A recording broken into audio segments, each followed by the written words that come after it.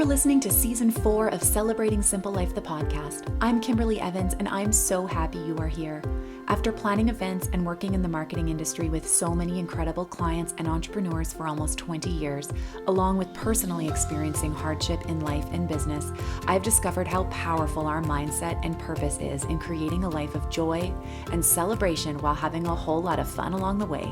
Join me with a coffee or cocktail as I connect with inspiring leaders, entrepreneurs, tastemakers, and extraordinary people as they share their journey in life and business and how they are striving to live a life of purpose. Your fears and beliefs in yourself will be transformed as you work towards creating the best version of yourself from the inside out. You're in good company. Cheers to Celebrating Simple Life. Today on Celebrating Simple Life, the podcast, I'm chatting with Taheera Fidaali, owner of TULA Accounting and Consulting. Taheera is a CPA with 12 years of experience in accounting and finance. She holds a BCom from McGill University in Montreal, Quebec, and obtained her CA in the United Kingdom. Following this, she spent 4 years in Toronto working for a global company. Taheera had the opportunity to travel to over 20 global sites in 12 different countries, learning and sharing best practices from around the world. For the last 2 years, she has been supporting business owners with financial management, accounting, and taxation to ensure financial success and increase shareholder wealth. Taheera's unique global corporate experience results in a skill set that allows her to understand her clients' needs and provide optimal solutions for their success. She is passionate about helping business owners and providing them with the tools they need to succeed. Outside of her professional life, Taheera is a world traveler, a trained yoga teacher, bookworm, mother, wife, and I've had the pleasure of getting to know her through the Well Collaborative.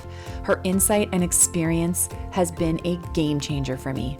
Tune in as we chat all about confidently pursuing financial freedom, dreaming about how you want your life to look, and why digging deep into your personal and business finances doesn't need to be scary, but can set you apart from the rest. Grab a cocktail or coffee and tune in. Hello, Taheera. How are you? I'm good, thanks. How are you, Kimberly? Good. I am so excited to have you on the show today. I'm excited to be here. So many things I want to chat with you about.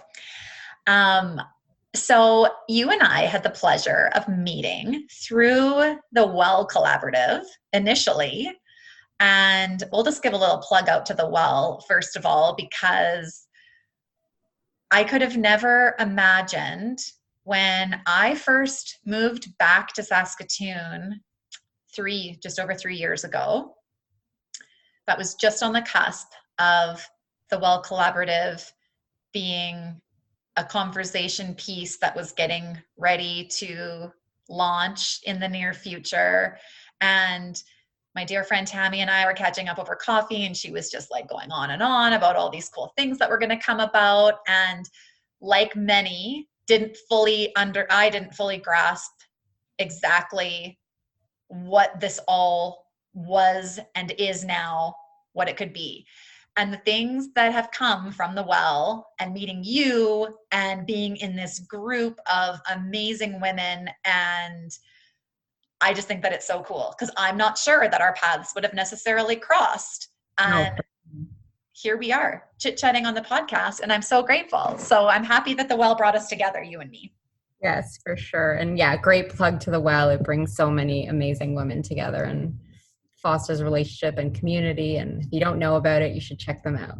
I'm going to tag the Well Collaborative on the show notes for this one, just because it'll be a homage to our meeting and how we met each other. And I'll tag that in the notes too, as well as your social links, so that if you have not had a chance to check out what the Well Collab is, I post about it as often as I can on my own social, but check it out. It's pretty cool.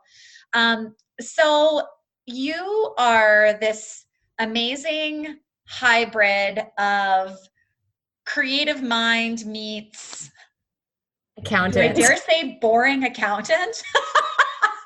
Am I allowed to call you boring? I would never call you boring, but your job does not really throw out accolades in the world with accountants. Doesn't help my image, does it? Well, it doesn't. There's not a lot of sparkles and creativity generally associated in an accountant's logo, but you are changing the platform on that.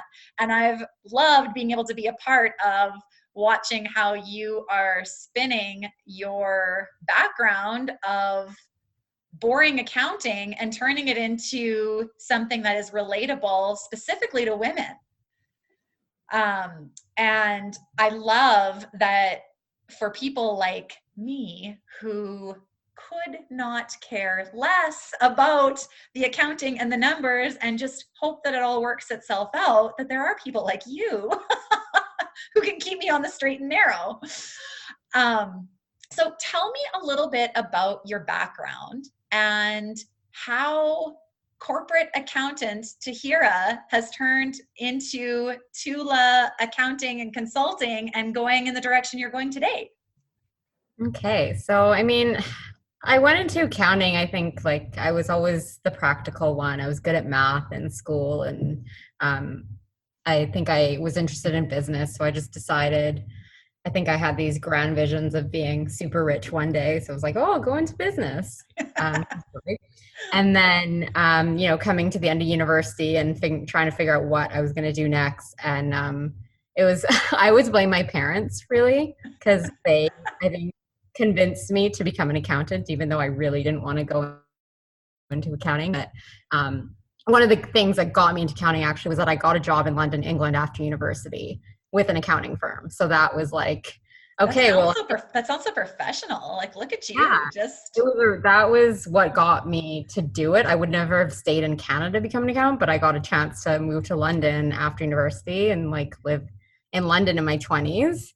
And work for a big accounting firm and kind of live that young professional life. So that's how I got into accounting. And then I did my like 3 years of articling and then kind of said, okay, I want to really put the accounting part aside. I moved back to Toronto after that. So that kind of like caused a change in my life. I feel like every time I've moved somewhere, it's been a shift in my life. So then I kind of moved more into like a strategic finance role, still working for like a big corporation, but more in not so much accounting, but more kind of how does a business be strategic with their money, finances. And then I went on a maternity leave, and one day my husband came home and said, hey, I got this great offer in Saskatoon. And like, if you would ask me a few months earlier if I would ever move from Toronto to Saskatoon, I would have probably said over my dead body. But generally not the direction that most people tend to go, usually the opposite. Yeah. We're going from like, we keep going to a smaller city. We went from London to Toronto and now we're in Saskatoon. So we'll probably financially, however, smart move. Smart. Mm-hmm. So that's what made me then change, because we were moving here and I was going to quit my job. And I thought, I've always had this itch to kind of do my own thing. This is a great opportunity for me to just do it because I have nothing to lose. Mm-hmm. At that point, as you know, I just had my first baby and I just really wanted more work-life balance. I've always thought that, we can outsmart the system somehow. Like, doesn't have to be this battle between work and personal life. Like, there has to be a way to figure it out. And I want to jump in there because I feel like this is the part that I feel sometimes gets a bad rap of women, and I will put us in the same category in this because I love working. And I have felt for a lot of years that I needed to apologize for that. And having your children are younger than mine are, but mine are still young children. And, like there's this thing where when people talk about work-life balance, whatever the heck that means, there's this sense of, oh, I want less work and more home life, which yes, of course, everybody wants to spend time with their families. And yes, you don't want to there's extremes on both ends of the needle there, but it's okay to love your work. Yeah. Right? I think you love your work because you've been an entrepreneur all these years. And I'm learning that too now that I'm really shifting my business into the direction that I want it to be. Because I'm meant to be on a maternity leave this year and I keep forgetting and keep just working. You're like, oh, right. I have an infant baby that I birthed that's at home with me. Yeah, no, I agree. And I feel like I'm tired of like needing to feel like there's apologies needed for that. And yes, there are times where, yeah, sure, I feel like I'm working too much, and I can feel for myself that whatever balance means doesn't feel right. I don't feel settled or content because things are out of line and out of whack on where time and hours are being spent. But there's a season for it all, and it's okay to love what you do. And I love, and we were talking about this past week too, like I love that I get to show that to my girls. And Yeah, you have a daughter and a son, and my two girls, like I love that I get to show that to them and not show it to them in a apologetic way, but that they get to embrace that for themselves growing up. for sure. Yeah. And that's what it's all about, I guess, being an entrepreneur is wanting more. And I know we get a bad rep also, and like we work all the time, but Yeah. um it's more enjoyment. And so I think that creates that balance between work and life. 100%. Because I think the negativity comes when you see people that are working all of the time, but upset about it Yeah. is different than working a lot and feeling energized by it. And there still can be, I mean, I have had many years of feeling very, very energized in the things that I do. And yeah, okay, maybe I need to tone it down and not maybe work as much. There can still be ways of maybe not having full balance in that, even if you love what you do. But yeah, like it doesn't have to be a negative connotation, like working lots equals I'm grumpy about the fact that I have to work all the time. Like there needs to be this joy that's coming from it. And that's what I feel is exciting to show, like work doesn't need to be a negative thing, which I think in a lot of cultures, that's kind of Right. what's Well, taught. it's how we work, right? We work for Yeah. someone else. We drive ourselves to the ground. We prioritize, someone else's pockets. Yes. Yeah, no, that's a great point. That entrepreneurship, no matter how, if you work more, it's still more work-life balance sometimes than working for someone else. Well, 100%. And I think having the balance of whether you are full-time only working unto yourself, or you're working for somebody else and you have side business coming in on your own thing, whatever combination of life and work and whatever that looks like, just has to work for you. It doesn't have to work for anybody else. I love that. So, okay, so you moved to the metropolis of Saskatoon, where we sit today. And how did you at that point kind of make the decision that you, like, how did you first get started and try to figure it out in your own mind as to how to jump from this corporate world that you were used to being in to now, not only are you on mat leave with a new baby, which is its whole other mindset, that'll be another episode, but then decide that, oh, this is a good time to move to a new city and dive into a brand new thing.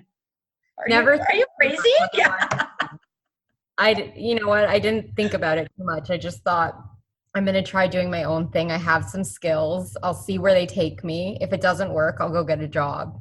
And Right. that's like, and so I just started networking, meeting other accountants in the city, like bigger firms, but also people who were doing what I was doing, see what they were doing.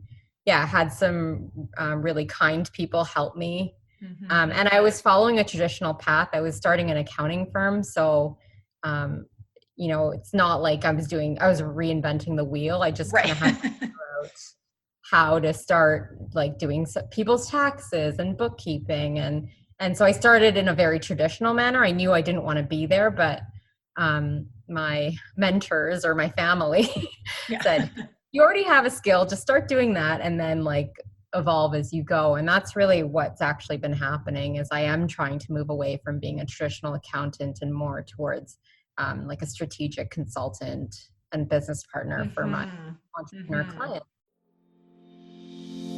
I'll get back to the show in just a moment, but I wanted to let you in on something really special. Just like you, I value my health and am so grateful for the team at Holistic Physiotherapy and Wellness right here in Saskatoon. Not only do they have an incredible clinic, but also offer telehealth virtual appointment options for anyone across Saskatchewan. I have had virtual physio and naturopathic appointments in these last few months, and they have been game changers for me, all from the comfort of my own home. And right now they are offering 10% off any Pilates package and subscription, in person and online, with unlimited use from right now in January until the end of March. And as a listener of Celebrating Simple Life, the podcast, you can also receive $10 off any of their core health services, in person or virtual telehealth. They have naturopathic medicine, chiropractic, physiotherapy, pelvic floor physiotherapy, massage therapy, yoga therapy. Book online today at holisticphysiowellness.ca and use the code CELEBRATE10, or you can call the clinic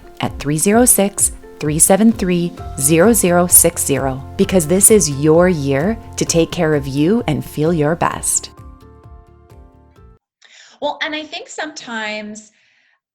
that's so smart that you said that, because I think sometimes that it's really easy to feel like when you are trying to start something new, or for listeners that are thinking, oh, I have an idea in my head of something that I want to do to start my own business, it's easy sometimes to think too much on it and forget, like you just said, about the natural born with skills that you have / education, experience, whatever else has come your way in life, and just sort of thinking simpler with, oh, I could just do this. Especially, there's so many things I think now, like there's new businesses, there are new ideas, there's coaches and consulting and all of these things that are kind of often quite vague terms that I think are sometimes like easily misunderstood. And it's hard to kind of put clarity around certain things when it's a service-based business that isn't like a physical something. Like it's easy to understand somebody that sells a specific product. You know what it is. It's easy. But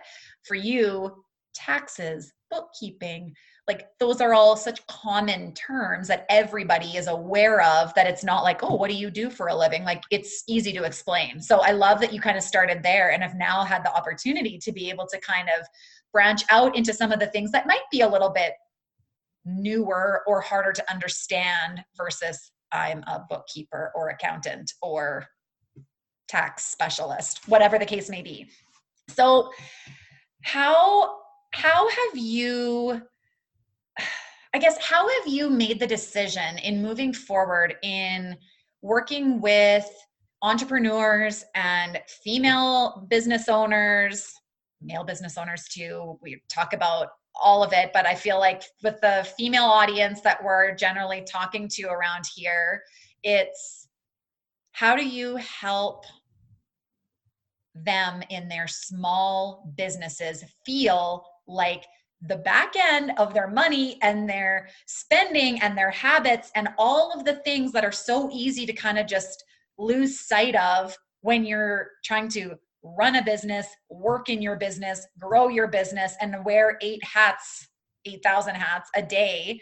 How do you find that you've been able to kind of switch your corporate mind of what you're used to now then working with small business and just, I guess, help them figure out that it matters, what they're doing matters?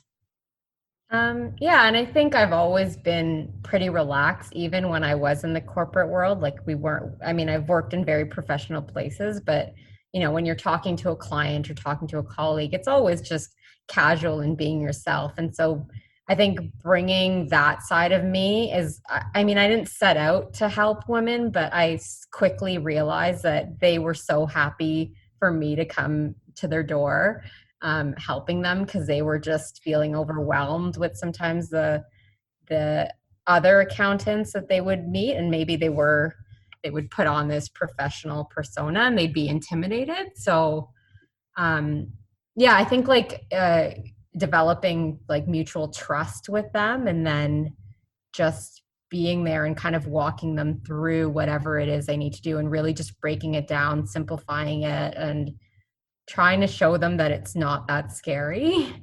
And the Totally. more they learn and the more they get on top of things, the better off they will be as business owners. And eventually, like, they'll stop spinning their wheels and they can work smart. I want them to work smarter, not harder. Mm-hmm. Well, you're right. It's almost like people that choose to not go to the doctor because they're worried about what might come up, like instead That's of it. hitting it head on and just dealing with it as it comes. But you're absolutely right. I feel like I am such an attention to detail kind of person and want to have everything figured out. Yet when it comes to the finances and money side, like, don't even get me started looking around where I am right now at the stacks of receipts and things. Like, it's like shameful, embarrassing. But every single time, like, that is the only area of my business that I feel like I don't have a proper system for until I've started learning more from you and hearing about the things that you're doing, and like how to make it less scary, like you said Yeah, before. Like, it doesn't have to be so daunting. It can right. just be another piece, and it's a big piece. Like, I think there's so many small businesses where there's this mindset sometimes where, well, because maybe you're not bringing in, especially if you're in a business, small business, meaning you're like a solopreneur, like you're a one person show, So, doing it all yourself. I think there's this mindset sometimes like, oh, well, I'm not really bringing in enough money to have this be a thing that I really need to track this all. Like, okay, expenses here, this is that. Like, you maybe feel like you have a just like idea, but to actually have goals of where you want to go is a very different piece. So what would you say to somebody listening right now who is maybe in the scenario that I just spoke of one person show, maybe a couple people, but even if you're a one person business, how do you take that first step to feeling like you can swallow your ego and your pride and be like, I can't do this all by myself, first of all, because we as women, 1,000 problems, that being one of them, right? What would you say to them? Like, if they were like, oh man, I've never tracked my like receipt, tracking my budget and what I spend and my receipts, like, where do they begin, rather than, well, how I used to be, just ignore it. Let's pretend it's not an issue. well, yeah, and I think it starts with even well, you have to take a step back and you have to value yourself, right? Because that's your time and energy you're putting away. And I think for me, leaving my job and then starting on my own is the goal. My goal was always to make myself the salary that I left. And sometimes, like, I know there's people doing lots of good things, but at the end of the day, you need to be compensated for your time and energy that you're putting into your business. And the money doesn't just appear. If you don't keep an eye on it, it's kind of like in the corporate world, we call it the leaky bucket. That's a good term. Think of like this little hole in your sand bucket, and you're filling it with water with like all the things you're selling, or you're selling your services. But there's so many, in our community, there's so many entrepreneurs you want to support. There's so many like great people offering ways to help you. And that leaky bucket just like slowly eats away at all your money, right? And so just really take a step back and, like, plan out your, I don't know, 1 month, 3 months, 6 months, a year, whatever time frame feels comfortable, especially right now. But try to just like jot down. It doesn't have to be complicated. It can be like, really, okay, what can I make in the year? And then what am I going to spend? And it's really simple. And then what's left is your profit. And that's essentially, if you're like a solopreneur, that's equivalent to your market rate salary. Mm-hmm. Honestly, to hear it, like, I feel like I'm having like epiphany after epiphany talking to you, because I feel like there's going to be lightning bolts going off in thousands by thousands of people listening to this right now, because for some reason, why is it that we think that when you're an entrepreneur, you should struggle. Yeah. Like, why is that the mentality? And sure, yeah, there's struggle sometimes. Obviously, it is hard work. But again, when you love what you do, it doesn't feel as hard as if you were plugging in that amount of time and energy into something that you didn't love, even if you weren't making a lot of money for it. But nobody can live a decent life without, like, everyone needs money. Yeah. My 9-year-old needs money. My 12-year-old needs money. Like, they already understand that they need money in order to do pretty much anything. You go outside to play, you're wearing snow gear that costs money, like all of it, right? So why is it that we don't connect the dots together on that? I love what you said about valuing yourself, because I think a lot of time there's this mindset that you should be struggling. Oh, well, I've only started my business like 1 year, 2 years, 5 years, 10 years ago. It's fine. Like, it takes time to grow this. It's okay that I'm only making 15 cents an hour because there's just this mindset that there's this struggle that kind of has to happen. And on the reverse side, and I want you to dive into this next, because I know this is going to come up eventually, but I'm afraid to tell people that I make good money. Right. What is that about? It's like both extremes. There's like no middle ground. It's like, you're okay to talk about struggle. We're okay to talk about that. But then on the other end, to be like, wow, I'm having a really successful year. And you assume that is going to be taken negatively because history has repeated itself time and time again of that, maybe especially amongst women. I'll throw that out there. We're both women. We can throw ourselves under the bus.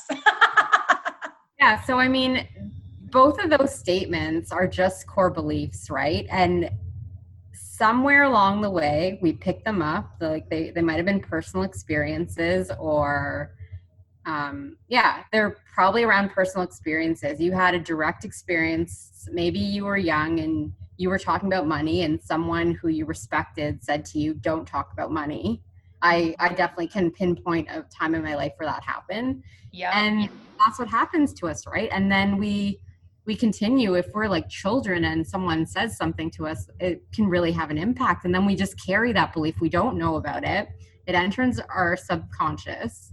And then we carry on. And like, so the first one about entrepreneurship and struggling, like, if that's a core belief and we live with that and are not even aware about it, but it's driving us to like work ourselves to the ground and not make any money and not be valued for our work. Like, so this is what we need to do, right? We need to go back, take inventory of what's going on in our subconscious, what are our core beliefs around money. Mm-hmm. This is what I do when we get into talking about my workshop. Mm-hmm. This is the first step, is really so I've heard this term recently, your inner money game, and I love it. What is your inner money game? What beliefs are you holding? A lot of us have trauma around money, fear. And so we really need to unpack where it comes from and then kind of heal. And so we can move forward, because the problem is these core beliefs are stopping us from, it's like a discrepancy between where we want to be and where we are today.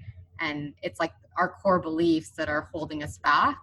So we need to really understand them and understand what's happening in our subconscious, and then kind of work with that and like kind of fix it or resolve whatever is not working for us, so that we can get to this our desired. We'll get back to the show in just a moment, but I wanted to let you know about a challenge that I have been invited to join in for January, and I could not be more excited and very nervous to start this out. So I would be delighted if you would come by my side and join me for the mindset 30-day as well. Prove It Challenge. Regardless, even if we think it hasn't Starting been in something January, overly I have traumatic accepted that's this happened, but you're challenge right, and will be just a giving my conversation. I can honest feedback absolutely on pinpoint how it is conversations making in me my life feel. too, where it's I like, don't oh, know we don't about talk you, about but I that. need We a don't talk major about money reset, like this. and the You Prove It don't tell Challenge somebody how piqued much my you're interest as a how much healthy you're and making sustainable or way to get whatever, more which energy and feel my best so that I can live everyone my can life think to the to fullest. themselves. Are you But ready to make there some doesn't need changes to in be, 2021? I feel Let like that's yourself almost been shine? something that's come up a lot more Click the in the link in the show entrepreneur notes world to in the sign last up and while, get where everything people you aren't need afraid to to talk start this about challenge shipped right what to your they're front making door. and whatever. You can stay and tuned on it's trying Instagram, to change that where I will be giving stigma my of weekly updates in it just January is on what my it is. Instagram And if somebody stories is of how this upset challenge is that making me feel. someone else And does I that, hope then they that have you the will choice to consider change coming that in their own alongside world. and joining me so that Well, and we an can do entrepreneur this friend of together. mine,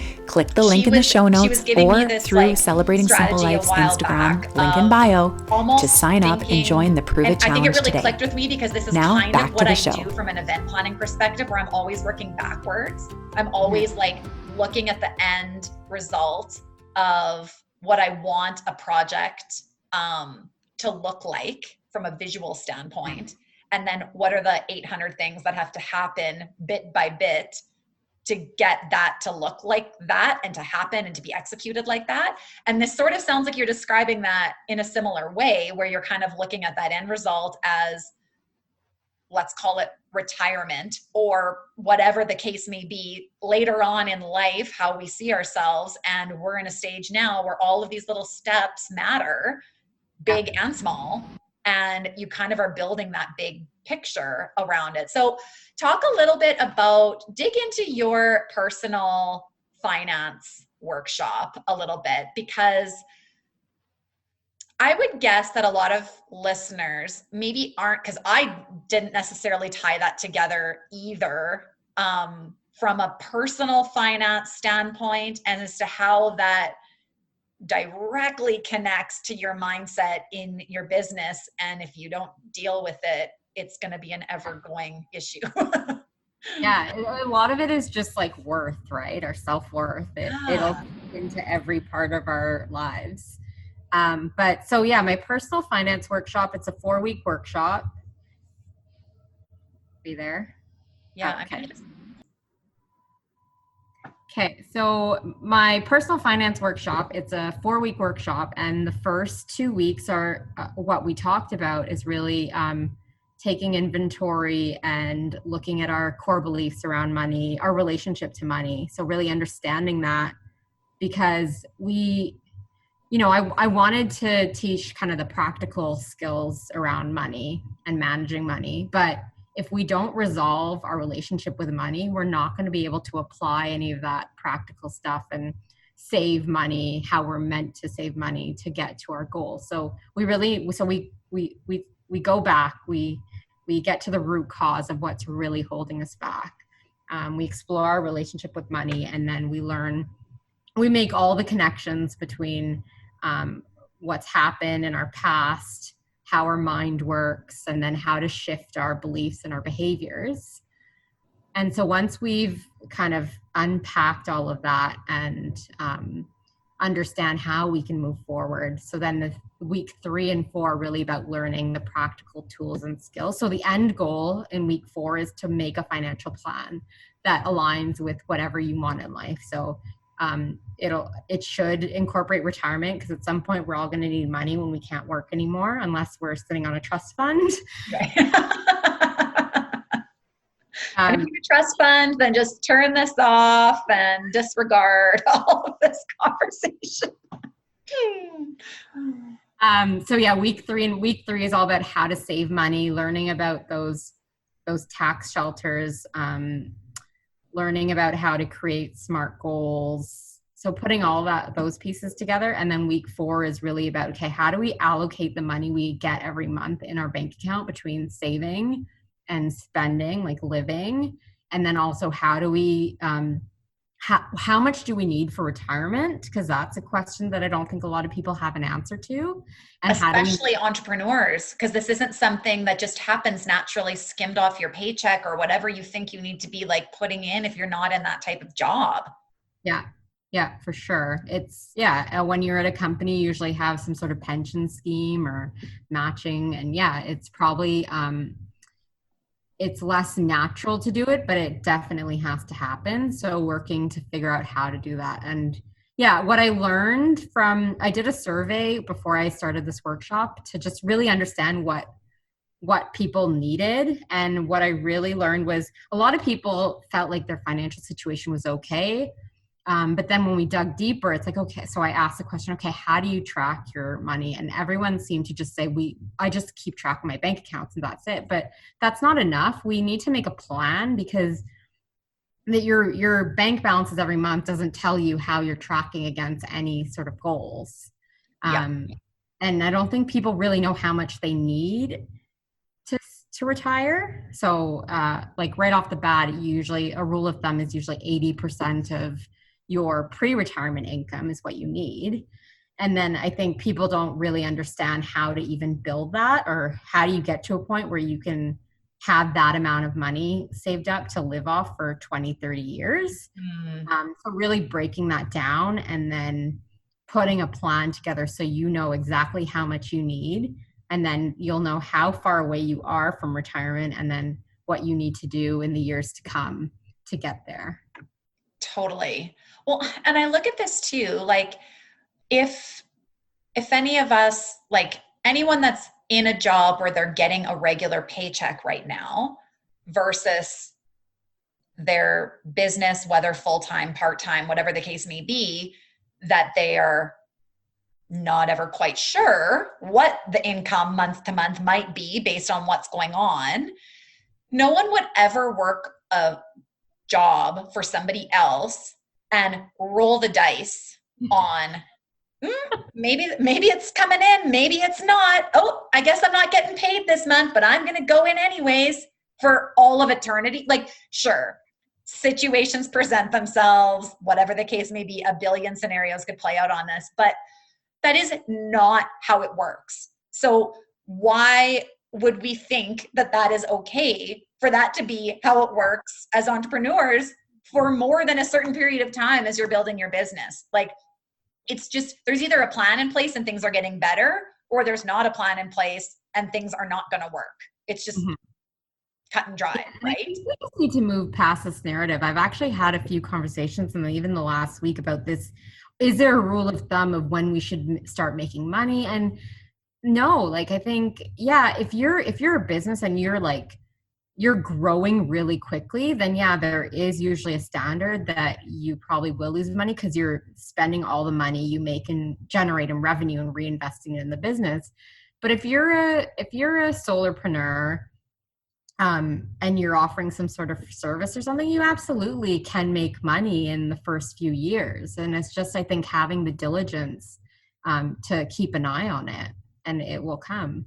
Yeah, I love that you said that. That's so true. And I think, again, what you said earlier and what we were talking about working backwards, and you saying like figuring out what it is that you actually need. And even for yourself saying, hey, you kind of had this number in your mind coming from the corporate world to doing your own thing, as to, because you could go and get a job and make that. And I think if everybody was looking at their business more like, let's pretend somebody was hiring me to do what I love. Let's just pretend that there's somebody putting out the dream job application for us to apply for, doing all the things that we're doing right now, except getting guaranteed income. Like, that to me would really change mindsets as to how you're looking at this, rather than thinking, well, I get to love what I do, therefore I get to not get paid. That's the sacrifice I have to be willing to make. Right? Yeah, and it shouldn't be so scary, that like dream job that might exist with that salary. You should just put it down, because and I've been doing this planning exercise with a lot of people through these masterminds I've been holding at the Well. And it's so eye-opening, because people actually see, oh, wow, I can make the money I want if I, like, it's all here in front of me. 100%.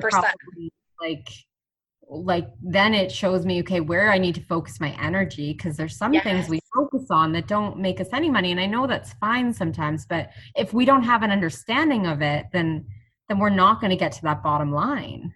That's right. There's a difference in putting your time and energy in places that you feel like you want to, knowing whether you should or maybe shouldn't put your energy there. But it's a whole nother thing when you're like throwing all your, like, I feel like social media is a really good example of that, right? Like that's like the place where every single person feels they have to be spending 98% of their time, when we realize that we're not, like, you can't actually work in your business only 2% of the time and think you're going to like somehow have clients, right? Like posting on social does not directly generate revenue. Yeah, like it's a tool for sure. Obviously, you want to put yourself out there, but yeah, like I think there's just, you're totally right. And what I love most about hearing you talk about this personal finance workshop is, and I will put this in the show notes as well, because you have one coming up in, like right now in January, where there's still time to sign up. And January is the best time of year because all of us have just survived Christmas. And if anyone is like me, I spent way more on Christmas this year because I feel sad that my children don't get to do the things that they want to do right now. Drowning our sorrows in retail therapy, not healthy, but happens. Well, let's just fix those problems at my workshop in January. That's right. We're going to fix the problems at the workshop. And I love that first of all, you are like doing everyone a service with this workshop because it is such a good rate for this workshop. It is easy and attainable for anybody to sign up for this workshop.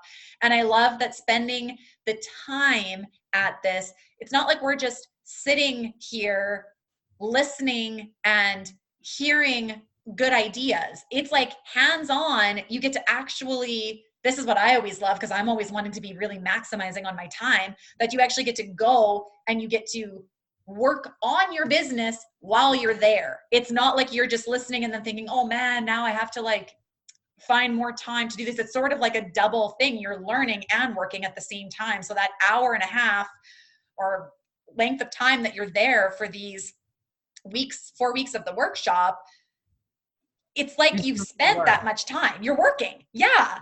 I love that. It's brilliant. Thank you.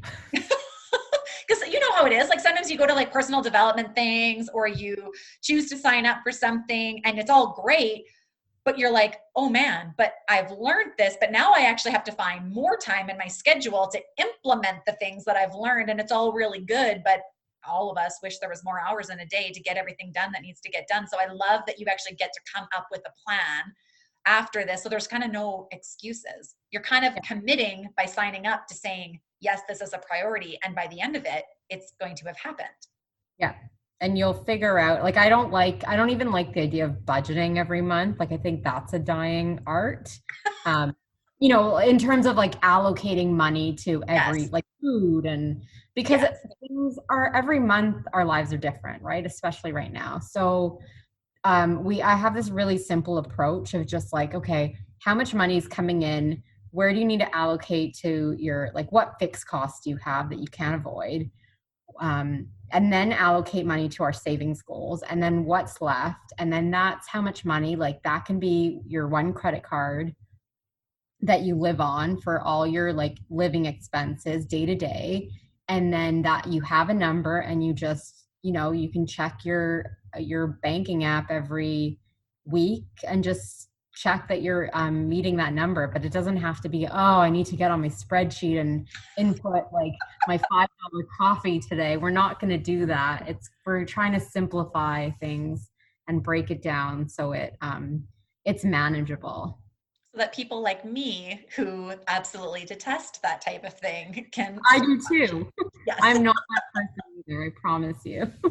Well, do you remember, this is like a throwback, this is probably like at least 15 years ago, there was the Gail Vos Oxlade, this like Canadian money woman who like always had her like jars and cash system of like mason jars labeled with like what it is for the month, and you only use your cash. And I remember when my husband and I were first married, like we were like trying to move out of our condo and buy a house, so we were like trying to really just nail this adulthood.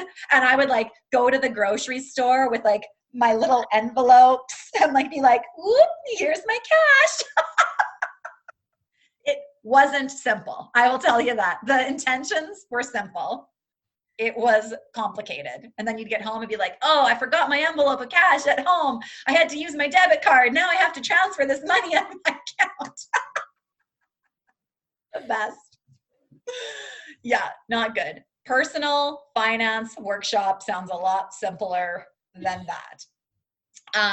So I'm going to put a link in the show notes in order to sign up for this, because honestly, I just cannot plug this enough, because I feel like my whole mission with like putting these podcast episodes out is to like help people in their life and business find strategies that make life easier and simpler and can take problems that you think are unfixable and make them fixable. And this feels like such a simple solution to something that we're probably playing stories around in our head all of the time about why certain things are and are not working in our life and business from a financial perspective. And that's a lot of energy wasted. And losing sleep, which yes. I learned from Kim Deschamps last week, can cause like just a roller coaster effect or snowball effect of symptoms in our body. So it's just getting ahead of these things that are actually going to take a toll on our bodies and our minds. Yes, totally. And often not realizing that that's where a physical symptom or something is manifesting from because of mental stress or things that we don't realize are maybe causing as much angst. Then it presents itself and you're like, why am I feeling like this? Oh my goodness. I feel like I need to like just take a minute here and think about all of the things that I need to streamline, because things can be easier. They can. Yes. It can be easier. Okay, so before we finish up today, of course, I have to ask you my favorite personal questions so that we get to know the details of this creative accountant's life. Your exciting life as an entrepreneur and a mama and all the things in between. Okay. So what is one thing that you do in the morning that helps set the tone for your day? So I try to have a shower every morning, but what I also do is I try to have part of my shower in cold water. Yeah, it's I've heard this answer. So good for everything. Like it's good for emotional, like your emotions, and like if you have anger issues, like cooling your body down. But more than anything, like it like jolts all my body parts in the morning, and it's like it wakes me up, and especially like being a mom these days, and it just like reminds me that like I'm alive and my own person. It's like the polar bear plunge in your home shower. But then I get to crank up the heat and be warm again. It's like yang and yin in the morning. Right. So do you warm, hot, normal shower, in the middle, cold, finish it up warm so you're not like angry when you get out? Yeah, exactly. I get to a point. And you know what another thing it does is like, because, you know, every morning I want to talk myself out of it. So it actually makes me take inventory of how I'm feeling, because I have to face it. Because I'm like, I have to get into the cold water, and I could say, oh, you know, I've had a bad night, or I'm just not feeling up for it. But like, it lets me like go through all those things and then be like, okay, well, how am I feeling? And then, okay, you're going to do it. And it gets easier. Like once you do it, at first it's really hard, but once you've done it a few times, now I can like, if I'm in the mood, I can be there for like 30 seconds to a minute. You're not like holding your hand on the lever being like, no. It feels so invigorating sometimes. Oh my goodness, Taheera. Okay, I am going to challenge accepted, my friend. I'm going to try this week. Stick through it. Once you've made it through your very invigorating shower, what is your coffee order? My coffee. So I love coffee, and I do drink coffee, but I don't drink coffee like every morning first thing. I actually have tea.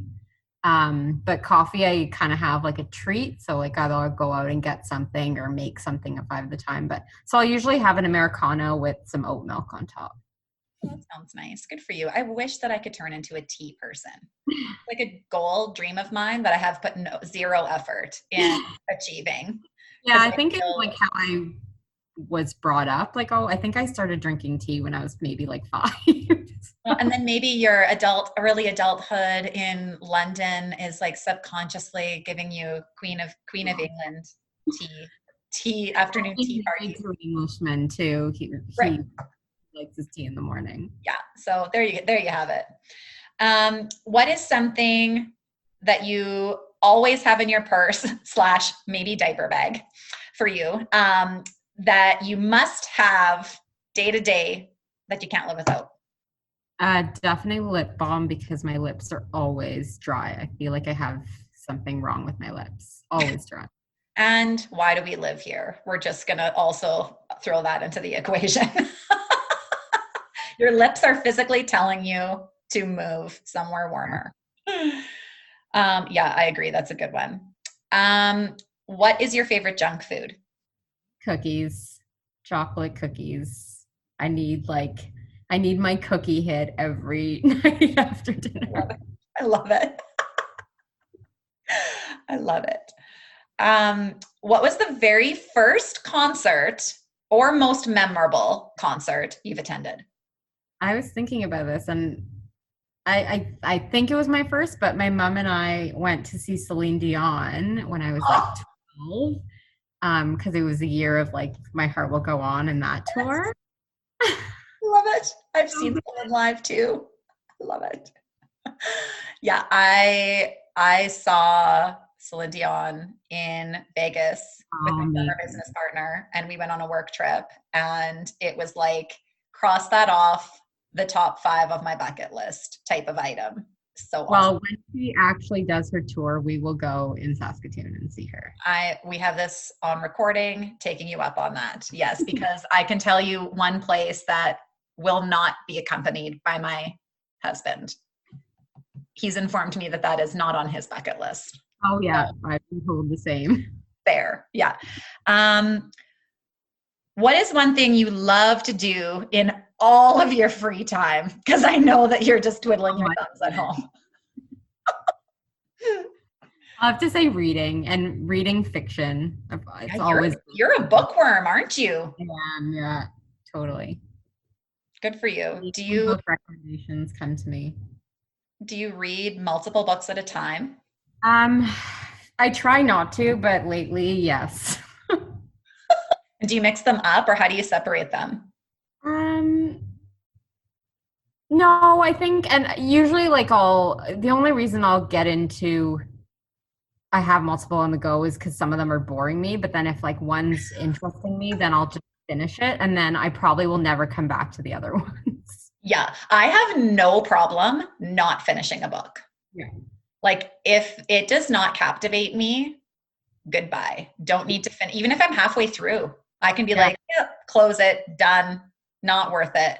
I can't read I have to read either like a personal development book and a light read. I can read multiple personal development books at the same time, but I can't read 2 stories. Yeah, I can't read that at the same time, or else then I mix up the ball. Jumbled. Yeah. And I read at night, so I only really read a little bit at a time because then I'm like, boom, asleep. Okay, so where is your favorite travel destination or place you're most looking forward to get into after this debacle is done? Oh, well, it's funny because I was thinking about this question. I was saying, well, my favorite travel destination, like pre-children, was, we love New Zealand, but I do not want to get on a plane and go to New Zealand with 2 small children. Who needs a 14-hour flight with the Bambinos? So I was thinking about this question, and I was like, oh my God, I think my favorite travel destination right now is going to Toronto and just dropping the kids off to the ground. I thought you were going to say just Starbucks down the street. That's your favorite. Oh, I know. Like, honestly, just anywhere but here. Like just some new scenery, please. Yeah. Right. Oh. Okay, last but not least, this will be a good question for right now. Perfect day. You do whatever you want. Your children are taken care of. They're not in the equation if you don't want them to be. What do you do? Okay. Well, number one, I would stay in bed until I decided I wanted to get out. Feel what time you want to get up. Got it. Um, and then, yeah, I would probably read. I would go do some yoga. I would meet friends for lunch, go for drinks, maybe go to like a brewery and have some craft beer, have a nice dinner at some amazing restaurant, and then be in bed by 9. Knowing that the next day is not your perfect day and now you're back to reality. Isn't it? I find this question so interesting because I feel like sometimes this actually takes a lot of thought to think about what a perfect day, like perfect, quote unquote, but what you would do if there were no rules and you gave yourself permission to do whatever you wanted. This is generally the most common answer, is just the most basic of things, but things that we don't necessarily even allow ourselves to treat. I mean, especially right now while there's so many restrictions and all the things going on, but pretending there's no restrictions, like we just still don't sort of like, oh, I feel like going to a craft brewery today, so we're just going to make that happen. You know, we're like, oh, I can't go to the brewery today. I got this, and this. We're going to start saying yes more, is what I'm hearing. Oh my goodness, my friend. This was enlightening. And I literally feel like my brain is like gonna spin. Now you're gonna have to deal with me managing all of my financial questions after this, because you've spurred on a lot of awesome thought topics in my head. Bring it. Yeah. Yes. Thank you for sharing so openly. And thank you for the way you are showing up in the world and just blazing your own trail in bringing a new, fresh feel to finance and accounting. I love that about you. Thank you. Celebrating Simple Life, the podcast, is a proud member of the Saskatchewan Podcast Network, which is supported by Connexus. This show would not be possible without you, my incredible listeners. It would mean the world to me if you would subscribe to Celebrating Simple Life on Apple Podcasts or download and listen on Spotify, Google Podcasts, or wherever you choose to listen. If you really want to make my day, leave a review. These reviews, ratings, and sharing screenshots of podcast episodes that were engaging for you on your Instagram stories and tagging friends that you think should hear the episode too really helps the podcast grow. It makes me so happy that I often select reviews to read on the show, and if yours is chosen, you will receive a special gift from me. Thank you for being a part of my mission to connect stories of business and life. Cheers to Celebrating Simple Life.